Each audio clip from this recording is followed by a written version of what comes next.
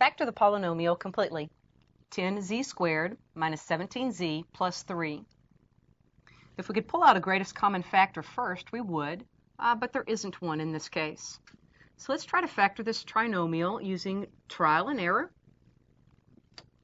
And I'm going to start with the leading term. I'm going to try factors of 5z and 2z,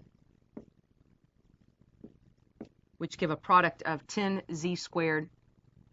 Now as we look at this last term, which is a positive 3, yet our middle term gives a negative value. And so to get a positive product, yet a negative sum of our inner and outer products, we know that these two last terms of our binomials are going to have to both be negative. So now it's just a matter of putting the 1 and the 3 in the appropriate places.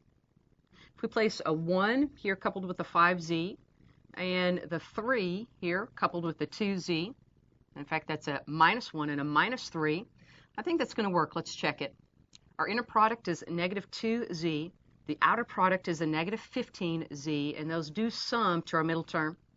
So the completely factored form of 10z squared minus 17z plus 3 is 5z minus 1 times 2z minus 3.